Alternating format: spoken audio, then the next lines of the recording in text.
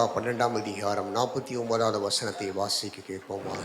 பூமியின் மேல் அக்கினியை போட வந்தேன், அது இப்பொழுதே பற்றி எரிய வேண்டுமென்று விரும்புகிறேன்.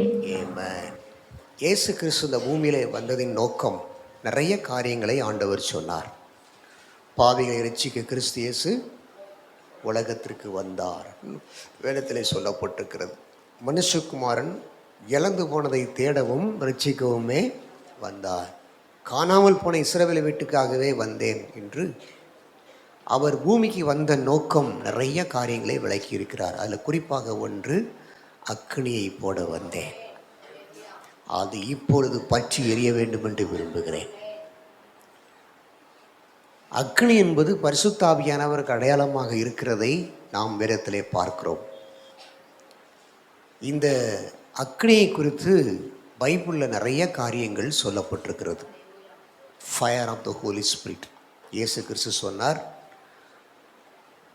யோவான் ஜலத்தினால் உங்களுக்கு ஞானஸ்நானம் கொடுக்கிறார், ஆனால் தோத்ரோ நீங்கள் நாள் ஒன்று வரும், அப்பொழுது நீங்கள் ஆவினாலும் அக்னினாலும் ஞானஸ்நானம் பெறுவீர்கள் என்று சொன்னார்.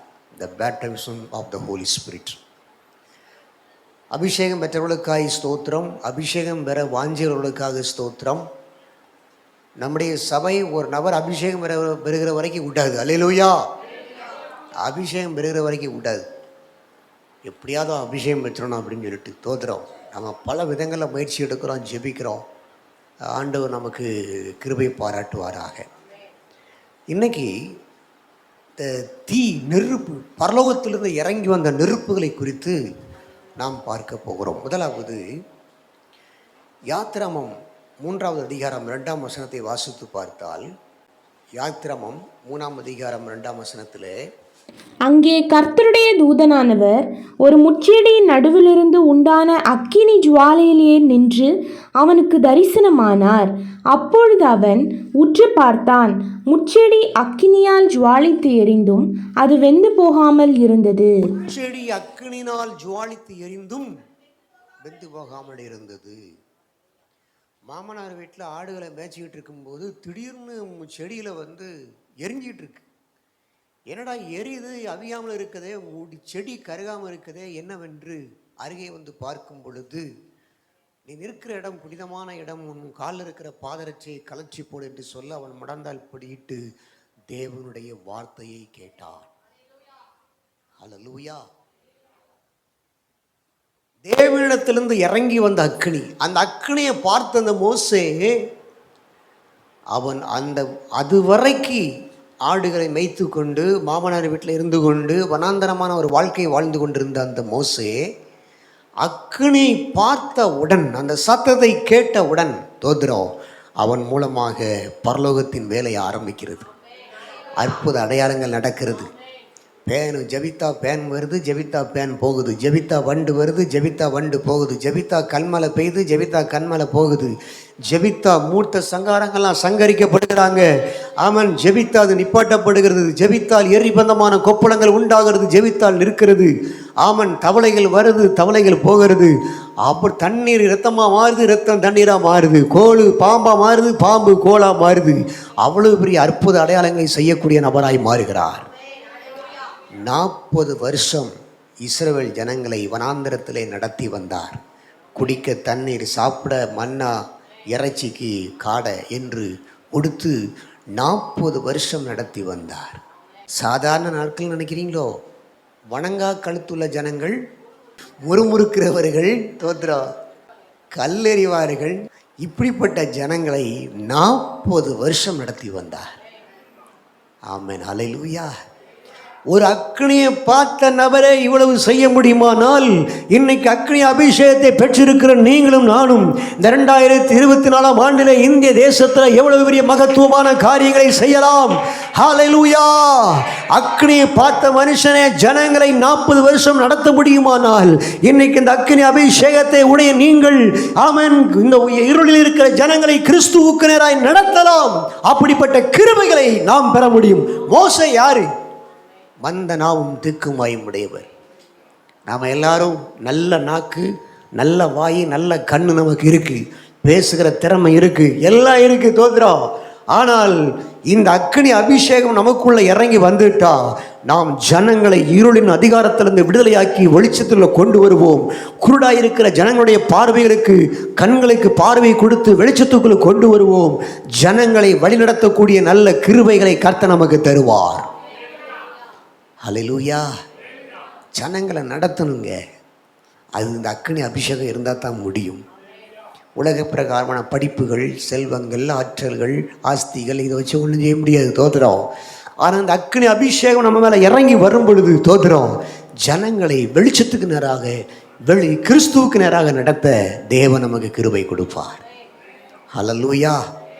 சாதாரண மோசே, அவனை போல சார்ந்த குணம் உள்ளவன் உலகத்தில் ஒருவனும் இல்லை என்று பேசக்கூடிய அளவில் கர்த்தருடைய அக்கினி மாற்றியது. அக்கினியை பார்த்தா அவ்வளோதான். ஆனால் இன்றைக்கி நம்ம எல்லாத்துக்குள்ளேயும் அக்கினி பற்றி எரிஞ்சிக்கிட்டு இருக்கு. பரலோகத்திலிருந்து இறங்கி வந்த அக்கினியை பார்த்த மோசேக்கே இவ்வளவு பெரிய இவ்வளவு பெரிய கிருபைன்னா, இன்னைக்கு நமக்குள்ள பற்றி எரிந்து கொண்டே இருக்கிற இந்த பரிசுத்தாவின் அக்கினி நமக்கு எவ்வளவு அளவற்ற கிருபையை அள்ளி அள்ளி தருகிறார். ஹல்லேலூயா. ஆமென், ஆமென். ஒரு அக்கினி நம்ம மேலே இறங்கி வருவதாக. ஹல்லேலூயா. சொல்லுங்க. அக்கினி நெருப்பாய் இறங்கி வரும், அபிஷேகம் தந்து வழி நடத்தும். அக்கினி நெருப்பாய் இறங்கி வரும், அபிஷேகம் தந்து வழி நடத்தும். அக்கினி நெருப்பாய்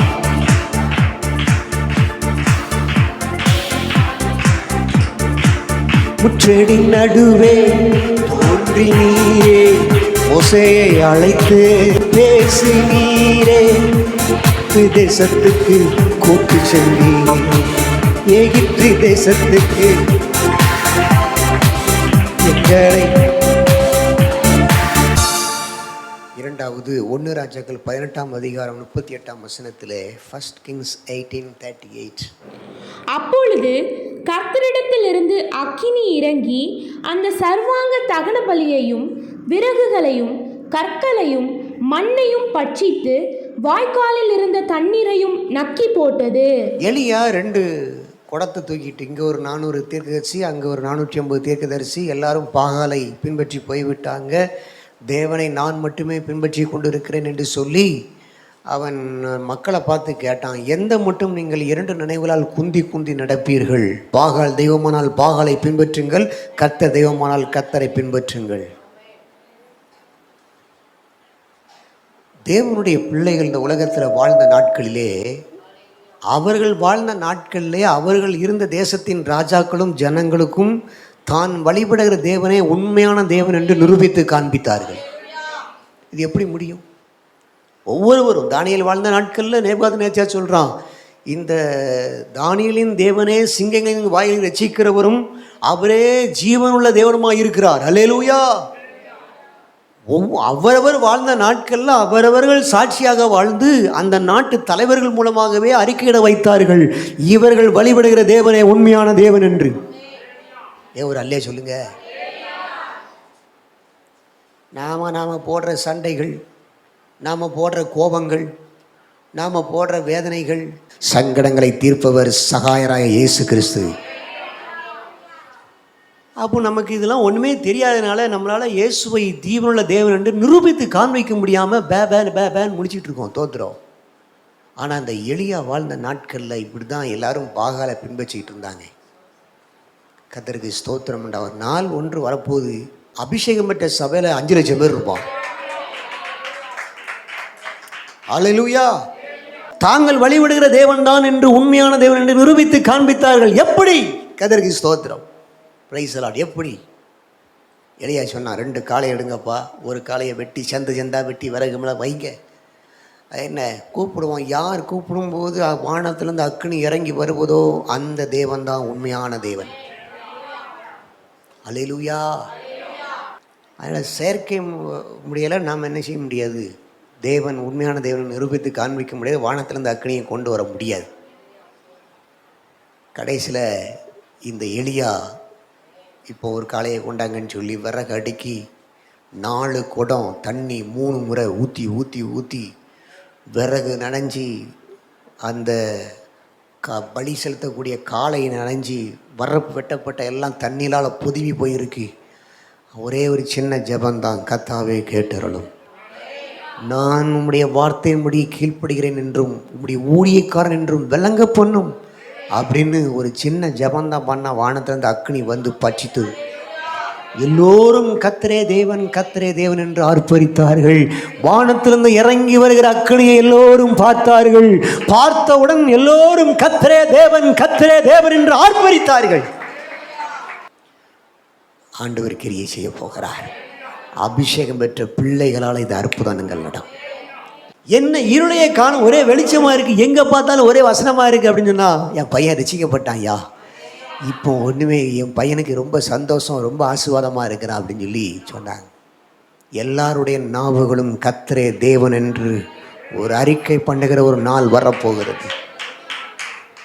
யார் மேலே அந்த அக்னி ஆண்டவர் ஊற்றி எப்படி பயன்படுத்த போகிறாருன்னு தெரியல.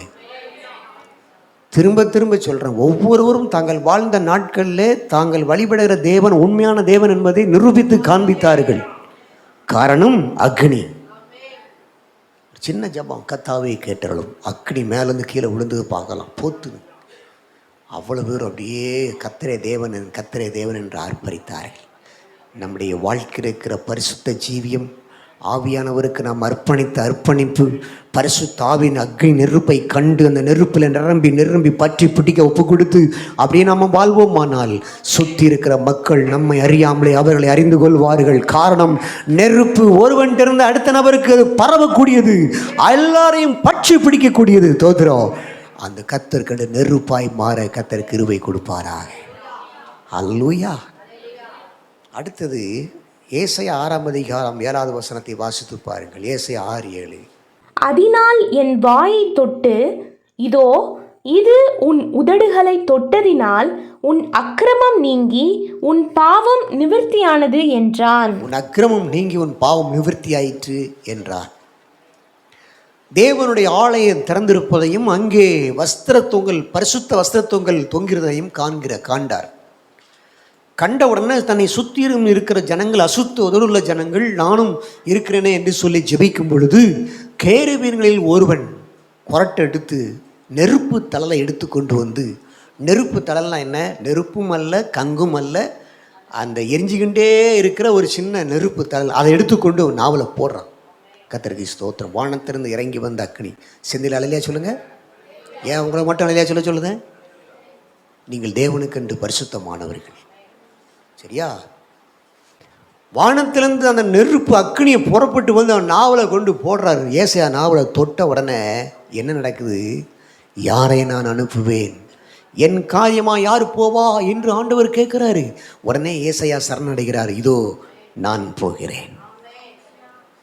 யாரை நான் அனுப்புவேன் என்கிற ஒரு வார்த்தை உலகமெல்லாம் ஆயிரக்கணக்கான லட்சக்கணக்கான வாலிபர்களை ஊழியத்திற்கு அர்ப்பணிக்க வைத்திருக்கிறது. இந்த ஒரு வசனம் உலகம் முழுவதும் மிஷனரிகளாக ஆண்டவருக்கு ஊழியம் செய்கிற தேவ பிள்ளைகள் தங்கள் வாழ்நாளில் அர்ப்பணித்த ஒரே ஒரு வசனம். இந்த வசனத்தை கேட்கிற அந்த நாள், யாரை நான் அனுப்புவேன், எல்லாரும் அவன் வேலையா போயிட்டு இருக்கான். ஆண்டவர் பார்க்கிறார், என் காரியமா யார் போவா? அல்லேலூயா. யாரை நான் அனுப்புவேன், என் காரியமா யாரு போவா? அப்போ தான் ஏசாயா சொன்னாரு, இதோ நான் போகிறேன். அக்னியை பார்க்கிற நீ இன்னைக்கு உன்னை ஒப்பு கொடுத்தால், நான் போகிறேன், என்னை அர்ப்பணிக்கிறேன், சரண்டர் யுவர்செல்ஃப், என்னை உமக்காக, தேவ ராஜ்யத்திற்காக, பரிசுத்தமாய் வாழ்வதற்காக, சாட்சியாய் வாழ்வதற்காக, உண்மை உள்ள தேவன் என்று நிரூபிப்பதற்காக, மரித்தோர்ந்து உயிர்த்தெழுந்தவர் நீர் என்பதை உயிர்த்தெழுந்த உண்மை நிரூபித்து காண்பிப்பதற்காக என்னையும் என் வாழ்க்கையும் அர்ப்பணிக்கிறேன் என்று ஒப்பு கொடுப்பீர்களானால் அக்னி உங்களுக்குள்ள பற்றி பிடிக்க போகிறது. அல்லேலூயா, அல்லேலூயா. Praise the lord. கர்த்தர் நல்லவர். ஏசாயா நாவை தொட்ட அதே அக்னி உங்கள் நாவை தொடுவதாக. 4வது அப்போஸ்தலர் 2ஆம் அதிகாரம் 3வது வசனத்திலே, அல்லாமலும் அக்கினிமயமான நாவுகள் போல பிரிந்திருக்கும் நாவுகள் அவர்களுக்கு காணப்பட்டு அவர்கள் ஒவ்வொருவர் மேலும் வந்து அமர்ந்தது. அவர்கள் ஒவ்வொருவர் மேலும் வந்து அமர்ந்தது. எல்லா ஜனங்களும் அன்னைக்கு பண்டிகை கொண்டாட வந்த மக்கள்லாம், சுற்றி இருக்கிற எல்லா மக்களும் வந்து, இவர்கள் நம்ம பாசையில் பேசுகிறதை கேட்கிறோமே, என்ன என்று ஆச்சரியமாய் பார்த்தார்கள். நாம வழிபடுகிற தேவன் உண்மையான தேவன் என்பதற்கு என்ன வித்தியாசம் இருக்கு? தோத்திரம். அந்த வித்தியாசத்தை காண்பிப்பதற்காக தான் அக்கினி அபிஷேகம். ஹல்லேலூயா. கர்த்தருக்கு ஸ்தோத்திரம் உண்டாவதாக. இப்போ இந்த ஜனங்கள் 120 பேர் மேல் வீட்டில் கூடியிருக்கிறாங்க. தேவனுடைய வார்த்தைக்கு கீழ்ப்படிந்து அவங்களுக்கு அபிஷேகம் நெருப்பாக வரும் தெரியாது, காற்றாக வரும் தெரியாது, அவங்களுக்கு ஒன்றுமே தெரியாது. மேலே ஏறி உட்காந்துருக்காங்க. உன்னதத்திலிருந்து வருகிற பலத்தால் தற்பிக்கப்படும் வரை எருசலேமில் காத்திருங்கள்னு ஆண்டவர் சொன்னாரேன்னு சொல்லி மேலே ஏறி உட்காந்துருக்கிறாங்க. அவ்வளோதான். பலத்த காற்று, அக்கினிமயமான நாவுகள் அவங்க மேலே அப்படியே வந்து இறங்கி அவங்க எல்லாரும் அந்நிய பாஷையை பேசுகிறாங்க. அந்நிய பாஷை என்பது தேவனை புகழ்வதற்காக, பக்தி விருத்தி அடைவதற்காக, தேவனோட ரகசியம் பேசுவதற்காக. சபை கூடி வரும் பொழுது ஒருவன் அந்நிய பாஷை பேசும் பொழுது இன்னொன்று தமிழில் மொழிபெயர்க்கிறான். வந்திருக்கிற ஒரு நபருடைய பாவங்கள் உணர்த்தப்படுகிறது. வந்திருக்கிற ஒரு நபர் வேதனையோடு, கஷ்டத்தோடு, வியாதியோடு, பாரத்தோடு வந்திருக்கிறவருடைய காரியங்கள் அது வெளிப்படுத்தப்படுகிறது. அவர்கள் பக்தி விருத்தி அடைகிறார்கள். ஆக தீர்க்கதரிசனம் சொல்லுகிறவர்கள் ஒவ்வொருவராக சொல்ல வேண்டும், பக்தி விருத்தி அடைய முடியும்னு சொல்லி பைபிளில் சொல்லப்பட்டிருக்கிறது. இந்த அந்நிய பாஷை வரங்கள் இதை பேச பேச பேச அவன் அக்கினி நமக்குள்ள பற்றி எரிந்து கொண்டே இருக்கும். ஹல்லேலூயா. இந்த சீசர்களும் மற்ற ஜனங்களும் பயந்து நடுங்கி கொண்டிருந்தவர்கள் இந்த அக்கினிமான நாவுகள் மேலே இறங்கி வந்த உடனே எழுந்து பிரசங்கம் பண்ணார்கள். தோத்திரம். அங்கே கூடியிருந்த அத்தனை ஜனங்களும் சோத்திரம், நீங்கள் ஜீவாதிபதியை கொலை செய்தீர்கள், தேவனோ அவரை மரணத்திலிருந்து உயிரோடு எழுந்த பண்ணினார் என்று சொல்லி அபிஷேகம் இறங்கி வந்தவுடனே, அக்கினி இறங்கி வந்த உடனே பேச ஆரம்பித்தார். அநேகர் ஒப்பு கொடுத்து ஞானஸ்நானம் எடுத்தார்கள். அதோடு முடிந்ததா? புறப்பட்டு போனார்கள். ரட்சிக்கப்படுவதை கர்த்தர் அனுதினமும் சபையிலே சேர்த்து வந்தார். ஹல்லேலூயா. எல்லாரும் அபிஷேகம் பெற்று அக்கில் நிரம்பி ஜெபம் பண்ண ஆரம்பிச்சிட்டிங்கன்னா அனுதினமும் ரட்சிக்கப்படுற ஜனங்கள் வந்துகிட்டே இருப்பாங்க, நிரம்பிக்கிட்டே இருப்பாங்க. ஹல்லேலூயா. அதுதான் அபிஷேகம் இறங்கி வந்தவன். அது நடந்துச்சு. பண்டிதர் ரமாபாய் அவர்கள் ஒரு உயர்குலத்தை சார்ந்த ஒரு பெண். போன நூற்றாண்டில் பயங்கரமாக வாழ்ந்தாங்க. அவர்கள் வாழ்ந்த நாட்களில் இயேசுவை ஏற்றுக்கொண்டு இயேசுவுக்காக அவருடைய பணி பூராமே நிறைய நாட்கள் அவருடைய வாழ்நாள் ஃபுல்லாகவே கைவிடப்பட்ட பெண்கள், உடக்கப்பட்ட பெண்கள், ஓரங்கட்டப்பட்ட பெண்கள், விதவையான பெண்கள், இவர்களை வைத்து அவங்களுக்கு கிறிஸ்துவை பற்றி சொல்லி ஜெபிக்க வைக்கிறது தான் அவங்க இதில் நடந்த ஒரு சம்பவம். ஆமாம், நாங்கள் நிறைய பெண்கள் கண்ணீரோடு அழுது பாவங்களை அறிக்கை செய்து ஜெபம் பண்ணி கொண்டிருந்தாங்களாம். அசுஸ்டா ஸ்ட்ரீட் என்கிற ஒரு தெருவில் 1906 மிகப்பெரிய ஒரு எழுப்பல் ஏற்பட்டது. அந்த எழுப்பல் ஏற்படுவதற்கு 10 மாதத்திற்கு முன்பதாக 1905 இவர்கள் தங்கியிருந்த இடத்துல ஒரு சகோதரி சாட்சி சொன்னாங்களாம். தோத்திரம். அங்கே நான் பரிசுத்தாவின் அக்னியில் குளிச்சுக்கிட்டு இருக்கிறேன் அப்படின்னு சொல்லிட்டு. ஹல்லேலூயா. பரிசுத்தாவினுடைய நெருப்பில் நான் அப்படியே குளித்து கொண்டு இருக்கிறேன் அப்படின்னு சொல்லி ஒரு சகோதரி சாட்சி சொன்னாங்களாம். இன்னொரு முறை ஒரு இடத்துல ஜெபம் நடந்துகிட்டு இருக்கும்போது இந்த முக்தி மிஷன் என்று சொல்லுவார்கள். பண்டிதர் ரமாபாய் நடத்தி வந்த இந்த ஊழியத்திற்கு பேர் முக்தி மிஷன். அந்த முக்தி மிஷனில் சில பெண்கள் கூடி உட்கார்ந்து ஜெபம் பண்ணிகிட்டு இருக்கும்போது ஒரு பெண் அப்படி கண்ணை திறந்து அப்படி லேசாக பார்த்துருக்கிறார். பார்த்துட்டு இருந்த சகோதரி தன் அருகே இருக்கிற சகோதரி நெருப்பு தீப்பிடிச்சு எரிவதை பார்த்து வெளியே போய் பக்கெட் எடுத்து தொட்டிலிருந்து தண்ணி எடுத்து கொண்டு வந்து அவன் மேலே ஊற்றிட்டாங்க. ஊற்றினோன்னு சகோதரி ஏன் என் மேலே ஊற்றுறான்னு சொல்லி எழுப்பினா தோத்துறோம். அது நெருப்பு அல்ல, அது பரிசுத்தாவில் நிரம்பி ஜெபம் பண்ணிட்டு இருக்கு. இந்த சகோதரிக்கு தீப்பிடிச்சிருது போல தெரிஞ்சிருக்கிறது. ஹல்லேலூயா. நம்முடைய தேவன் அக்னிமயமானவர், அக்னி சுவாலையுடைய கண்களை உடையவர். அவர் நிரப்புகிறார். இந்த அக்னியை போட வந்தேன், அது பற்றி பிடிக்க வேண்டும் என்று விரும்புகிறேன் என்று ஏன் சொல்கிறாரு? சபைக்கு வர்ற ஒவ்வொருவரும் ஆவியில் நிரம்பி ஜெபிக்கிறோம். கடந்த நாட்கள் ஒரு பாஸ் சொன்னார், 20 வருஷத்துக்கு முன்பதாக சபையில் கொட்டு அடித்து பாட்டுப்படி ஆவியில் நிரம்புவோம். வாரீரருணோதயம்போ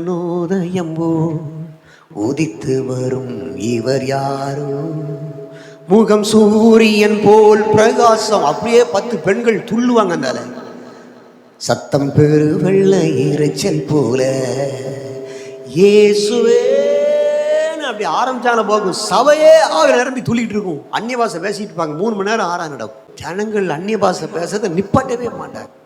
உள்ள உட்காந்து செய்தியை கேளுங்க, ரட்சிக்கப்படுங்க, அபிஷேகம் பெறுங்க, அக்னியா இருங்க. ஹல்லேலூயா. அந்த நாள் திரும்பி வராதான்னு சொல்லி 12 மணி நேரம் 21 மணி நேரம் சொல்லி முழங்கால ஊழியக்காரர்கள் என்று கதறி கொண்டிருக்கிறார்கள். அந்த அக்னி அந்த நாள் வராதா? ஏன் அப்படின்னு கேட்டிங்கன்னா, இன்னைக்கு தேவனை குறித்த வைராக்கியம் இல்லை. உலகம், மாம்சம், பணம், அது இதுன்னு வண்டி ஓடுது. இதயம் ஊர் அங்கேயே ஓடிட்டு இருக்கு. ஆகையினால தேவனுடைய பாதத்தில் காத்திருக்கணும், அக்னியில நிரம்பணும். உனக்கு உண்டான ஆவியின் வரத்தை குறித்து நீ அசதியா இராதே, அனல் மூட்டி எழுப்பு என்று சொன்ன அவன் மூப்பராகிய சங்கத்தார் உன் மேல் கைகளை வைத்த பொழுது தலைமையில கை வச்சு ஜெபிக்க ஒப்பு கொடுக்கறது இல்லை. அந்த ஒப்பு கொடுக்கும்போது வரம் வருகிறத அதை அனல் மூட்டி எழுப்பு, அதை எழுப்புறது இல்லை. அப்படியே உலகத்தில் மாய்ந்து போய் விடுகிறோம். இன்னைக்கு பெருந்தீண்டினாலும் லௌகிக இச்சைகளினாலும் உலக கவலைகளினாலும் உங்கள் இருதயம் பாரமடையாதபடி எச்சரிக்கையாளர்கள் ஆண்டவர் சொல்லியிருக்கிறாரே. இன்னைக்கு நம்ம எச்சரிக்கையா இருந்து ஆவியில நிரம்ப உங்களை ஒப்பு கொடுங்க. அக்னி உங்களை நிரப்பும். ஆமன். அக்னிமயமான அந்த தூதன், அந்த கேருபீன்கள் தோத்துறோம், அந்த தொடரை எடுத்துக்கொண்டு வந்து அக்னி தலையில் உங்க நாவல போடுவாங்க. முச்சடியில எரிகிற அக்னியை நீங்க பார்ப்பீங்க. தோத்துறோம். அக்னிமயமான அக்னி வானத்திலிருந்து இறங்கி வருவதை பார்ப்பீங்க. உங்க வாழ்க்கை ஆசீர்வாதமாக மாறும். இயேசு சொன்னார், அக்னியை போட வந்தேன், அது இப்பொழுதே பற்றி எரிய வேண்டும் என்று விரும்புகிறேன். இப்படி அர்த்தம் என்ன அப்படின்னு கேட்டிங்கன்னா, நம்முடைய இதயத்தில் இயேசு மேலே, தேவன் மேலே இருக்கிற அன்பு அப்படி எரிஞ்சு கொண்டே இருக்கணும். Love of God. இந்த தேவனுடைய அன்பு உணர்கிறவர்கள் பாக்கியம். நோயிலிருந்து சுகம் பெற்றவங்க அந்த அன்பை உணருவாங்க. கடன் பிரச்சனை, பல லட்ச கடன் பிரச்சனை, ஒரு செகண்டில் அது அடைக்கப்பட்டவங்க தேவ அன்பை உணருவாங்க. விட முடியாத பாவம் ஒரே வினாடியில் விடப்படக்கூடிய அளவில் இயேசுவின் ரத்தம் கழுவி எடுத்து விட்டால் அவர்கள் அந்த அன்பை புரிந்து கொள்வார்கள். அந்த அன்பு நமக்குள்ள பற்றி எரிஞ்சு கொண்டே இருக்கணும். பலமான விசுவாசம், மொரட்டு விசுவாசம், தேவன் மேல இருக்கிற விசுவாசம், அது நமக்குள்ள பற்றி எரிந்து கொண்டே இருக்கணும். ஹல்லேலூயா. என் தேவனை நடத்துவாரியா? சிங்கத்தின் வாய்க்கும் கரடிக்கும் வாய்க்கும் தப்பு வைத்த தேவன் இந்த கோலியாத் எம்மாத்திரம் என்று நாளுக்கு நாள் அந்த விசுவாசம் ஆழமாய், மரட்டுத்தனமாய், பலமாய் இருக்கணும். அற்புதமான சமாதானம். ஆண்டவர் சொன்னார், என் சமாதானத்தையே உனக்கு கொடுக்கிறேன், அது நிறைய போல பாய்கிறது. சமாதானம் நிறைந்த ஒரு வாழ்க்கை. இந்த தேவ அன்பு, தேவனுடைய விசுவாசம், தேவ சமாதானம், இது நமக்குள்ள நிரம்பி இருக்கணும். இது அப்படியே எல்லாருக்குள்ளேயும் பரவிட்டே இருக்கணும். இந்த நெருப்பு எங்கே இருக்குது? தீ எங்கே இருக்குது? தீக்குச்சி எடுத்து தீப்பெட்டியில் உரசும் போது நெருப்பு பற்றி பிடிப்பதை பார்க்கலாம். இந்த தீ ஏன் அது அணைஞ்சு போகுது? விறகு இருக்கிற வரைக்கும், விறகு அள்ளி போட போட விறகு பூரா போயிட்டுனா. தேவனுடைய மனுஷர் பாஸ்டர் ரெனால்டு போங்கி சொல்லுதாரு, விறகு என்பது வேத வசனம். அபிஷேகம் பெற்ற நீங்கள் வேத வசனத்தை தியானிக்க தியானிக்க தியானிக்க அது உங்களுக்குள்ள நெருப்பா எரிந்து கொண்டே இருக்கும். இந்த வேத வசனத்தை சபையில பிரசங்க பிரசங்க ஒவ்வொருவருக்குள்ளும் இந்த நெருப்பு பற்றி பிடித்து கொண்டே இருக்கும். ஏன்னா தேவனுடைய வார்த்தை அப்படிப்பட்டது. ஹல்லேலூயா. அபிஷேகம் ஊற்றப்பட்ட, அப்போஸ்தலர் 2ஆம் அதிகாரத்தில் ஊற்றப்பட்ட அபிஷேகம், எல்லாரும் ஆவில் நிரம்பி ஜெபம் பண்ணார்கள், சாட்சியை பகிர்ந்து கொண்டார்கள், சரித்திரத்தை மாற்றினார்கள். ஆனால் நாளுக்கு நாள் அவர்கள் உலகத்தின் மேலே அப்படியே ஆசை வைக்க வைக்க வைக்க, உலகத்தில் அன்பு கூற கூற கூற அப்படியே அந்த அக்கனி அப்படியே அணைஞ்சு போனது. அதற்கப்புறம் 1906ஆம் ஆண்டு அசுசா ஸ்ட்ரீட்டில் ஊற்றப்பட்ட அபிஷேகம் இன்னைக்கு வரைக்கும் அது எரிஞ்சு கொண்டே இருக்கிறது. ஹல்லேலூயா. சொல்லுங்க, எரிந்து கொண்டே இருப்பே எப்போதுமே உமக்கா, என் ஜீவன் பிரியும் வரை எரிந்து கொண்டே இருப்பே. அவ்வளவு பேர் அபிஷேகம் பெற்று அந்நிய பாஷை பேசி ஆவியில் நிரம்பி நல்ல துதிப்பீர்களானால் உங்கள் வாழ்க்கையிலே பாவத்திலிருந்து விடுதலை பெற்று விட்டீர்கள். உலகத்தில் தேவனுக்கு அருவருப்பான காரியத்திலிருந்து விடுவிக்கப்பட்டீர்கள். நீங்கள் ஏசாயாவை போல தேவனுக்கென்று உங்களை அர்ப்பணித்து விட்டீர்கள். நீங்கள் கூடி வந்த ஆவியில் நிரம்பி ஜெபிக்க ஜெபிக்க ஜெபிக்க ஒவ்வொரு நாளும் சபையிலே ஆண்டவர் ரட்சிக்கப்பட்டவர்களை சேர்த்து கொண்டே வருவார்.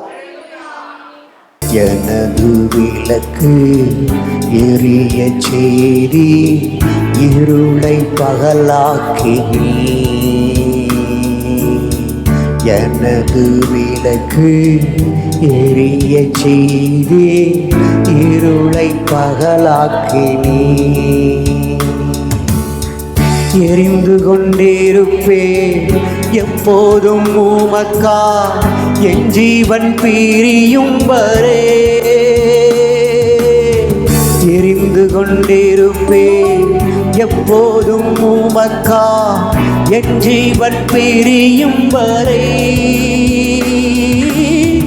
எரிந்து கொண்டே இருப்பேன் எப்போதுமே உமக்கா என் ஜீவன் பிரியும் வரை. எரிந்து கொண்டே இருப்பேன் என் ஜீவன் பிரியும் வரை. எரிந்து கொண்டே இருப்பேன்.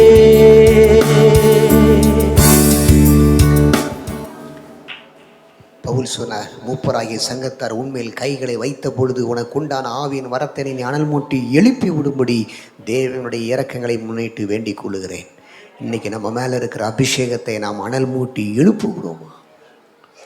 அக்னியை பார்த்த மோசே சாதாரண நபர் 40 வருஷம் இஸ்ரவேல் ஜனங்களை நடத்தினார். வானத்திலிருந்து இறங்கி அக்னி அனுப்பி எல்லா ஜனங்களும் கர்த்தரே தேவன் கர்த்தரே தேவன் என்று ஆர்ப்பரிக்க வைத்தார்கள். ஹல்லேலூயா. வட இந்தியாவுக்காக ஜெபம் பண்ணிட்டு இருக்கிறோம். 20 லட்சம் மக்கள். ஹல்லேலூயா. சாதாரணமாக ஹிந்தியில் பேசுகிறாரு, அற்புத அடையாளங்கள் நடக்குது. அவ்வளவு பேரும் கர்த்தரே தேவன் ஆர்ப்பரிக்கிறார். என்ன செஞ்சாலும் சரி, நாள் ஒன்று வருது, பூமியில் இருக்கிற அத்தனை ஜனங்களுடைய நாவுகளும் அறிக்கையிடும், எல்லா நாவுகளும் இயேசுவுக்கு முன்பதாக முழங்கால் படியிடும், கர்த்தரே தேவன் என்று. ஆண்டவர் எழுப்ப போறாருங்க. அக்னி நெருப்பு நம்ம மேலே இறங்கி வரும் பொழுது கர்த்தரே தேவன் என்று அற்புத அடையாளங்கள் மூலமாக நிரூபித்து காண்பிக்க முடியும். ஹல்லேலூயா. ஆமென். கர்த்தருக்கு ஸ்தோத்திரம் உண்டாவதாக. அப்படிப்பட்ட ஒரு காலத்தில் நம்ம வந்திருக்கிறோம். உங்கள் வாழ்க்கையில் இந்த அபிஷேகத்தை அணைஞ்சு விட இடம் கொடுக்காதீர்கள். அதுக்கு விறகு இல்லைன்னா தன்னால் அணைஞ்சிரும். அதுக்கப்புறம் நீங்கள் நெருப்பை தேடினாலும் கண்டுபிடிக்காது. ஒவ்வொரு நாளும் பைபிளை வாசிப்பதன் மூலமாக விறகு உள்ள அடுக்குகிறீர்கள். கொஞ்சோண்டு எரிகிற நெருப்பாக இருந்தாலும் விறகு உள்ள போக போக தீ எரிஞ்சுக்கிட்டே இருக்கும். தோத்திரம். ஆமன். புத்தி உள்ள கண்ணியருக்கும் புத்தி இல்லாத கண்ணியருக்கும் உள்ள வித்தியாசம் என்ன? தோத்திரம். அவர்கள் தங்களுடைய பாட்டில் தங்களுடைய பாத்திரத்தில் நிறைவான எண்ணெய் வைத்திருந்தார், விளக்குகளை நிறைவான எண்ணெய் வைத்திருந்தார்கள். புத்தி இல்லாதவர்கள் என்ன அர்த்தம் என்ன? அவர்கள் போய் பட்டணத்தில் போய் எண்ணெய் வாங்கிட்டு வரணுமே வேண்டாம் அப்படின்னு சொல்லி அவர்கள் சோம்பலாக இருந்தார்கள். புத்தியுள்ளவர்கள் பரவாயில்ல, போய் எண்ணெயை நிரப்பி கொண்டு வருவோம் என்று சொல்லி ஓடி போய் நிரப்பி கொண்டு வந்தார்கள். எங்கே ஜெபம் நடந்தாலும் சொல்லி அபிஷேக எண்ணெயில் நான் நிரம்பணும், அந்நிய பாஷையில் நான் துதிக்கணும், என்னை பரிசுத்த ஆவியானுடைய ஆளுகைக்குள்ள ஒப்பு கொடுக்கணும். அந்த பெண் அவன் கண்டது போல நான் அக்னியிலே குளிக்கிறேன்னா மாறி அவன் அந்த அபிஷேகத்தில் நிரம்பி இருக்கிறதற்கு வாஞ்சியோடு தாகத்தோடு எப்போதெல்லாம் நான் இப்பொழுது தேவ சமூகத்தில் போய் இருப்பேன், நிரம்புவேன், அந்நிய பாஷை பேசுவேன், ஜெபம் பண்ணுவேன் என்று சொல்லி இவங்களை ஒப்பு கொடுத்து ஜெபிக்கும் பொழுது தோத்திரம் உங்க வாழ்க்கை அக்னியா இருக்கும். ஹல்லேலூயா. இன்றைக்கு உங்க வாழ்க்கையை ஒப்பு கொடுக்க போறீங்க. தேவன் நம்மை அபிஷேகத்தால் நிரப்புவார். சோம்பல் இருக்க வேண்டாம். போய் எண்ணெயை வாங்கிட்டு வரணுமாகும், போய் எண்ணெயை நிரப்பிட்டு வரணுமாகும். கொஞ்சோண்டு இருக்கிற எண்ணெயை போதுமே, அதை வச்சு கொஞ்சம் காலத்தை ஓட்டிடுவோம் கிடையாது. தோத்திரம். நிறைவான எண்ணெயோடு இருக்கும்போது புத்தி உள்ள மனவாட்டியாய் கர்த்தருடைய வருகிற அவரை சந்திக்க நீ ஆயத்தமாக இருப்பாய். கர்த்தர் நமக்கு இந்த நாளிலே அபிஷேகத்தை ஊற்றுவாராக. அவர் என்ன சொல்கிறாருன்னா, அக்னியே போட வந்துட்டேன் போட்டேன், அது பற்றி எரிய வேண்டும் என்று. அது அணைஞ்சு போக விரும்புகிறாரா ஆண்டவர்? நீ ஆவியும் அனல் இல்லாமல் இருக்க வேண்டும் ஆண்டவர் விரும்புகிறாரா? ஆவிலே அனலாய் இருங்கள், அதுதான் ஆண்டவர் விரும்புகிறார். ஹல்லேலூயா. எங்கும் எழுப்புதல், இந்தியா கிறிஸ்டியா, எங்கும் எழுப்புதல், இந்தியா கிறிஸ்டியா. ஹல்லேலூயா. சொல்லுங்க. எங்கும் எழுப்புதல், இந்தியா கிறிஸ்டியா, இன்னைக்கு என் மூலமாக அந்த அபிஷேகம் நிரம்பணும், நான் அந்நிய பாஷை பேசணும், நான் ஆவியில் நிரம்பணும், அந்த ஆவியை விட்டுறக்கூடாது, அபிஷேகத்தை விட்டுறக்கூடாதுன்னு சொல்லி உங்களை ஒப்பு கொடுங்க. கர்த்தர் உங்களை ஆசீர்வதிப்பார். வெள்ளிக்கிழமை அக்னி அபிஷேக ஜெபத்தில் 2 மணி நேரம் முழங்கால்னு நல்லா ஆவி நிரம்பி ஜெபிக்க வாருங்க. கர்த்தர் உங்களை அபிஷேகிப்பார். வீட்டில் இருக்கும்போது வசனங்களை வாசித்து அந்நிய பாஷையில் ஜெபம் பண்ணுங்க. கர்த்தர் உங்களை ஆசீர்வதிப்பார். டெய்லி ஒரு 1/2 மணி நேரம் 1 மணி நேரம் தனி அந்நிய பாஷையிலேயே ஜெபம் பண்ணுங்க. ஆமென் ஆமென். ரட்சிக்கப்படுவதை கர்த்தர் அனுதினமும் சபையை சேர்த்துக்கொண்டே வருவார். ஹல்லேலூயா. எல்லாருடைய மனந்தால் படியிட்டு. மோசே கண்ட அக்கினி, எலியா பார்த்த அக்கினி, ஏசாயா கண்ட அக்கினி, அப்போஸ்தலர்கள் பார்த்த அக்கினி. ஆமென். இன்னைக்கு நாம் ஒவ்வொருவரும் பார்க்க போகிறோம். அந்த அக்கினியை போட வந்தேன், அது இப்பொழுதே பற்றி எறிய வேண்டும் என்று விரும்புகிறேன். Right now it should burn, it should burn.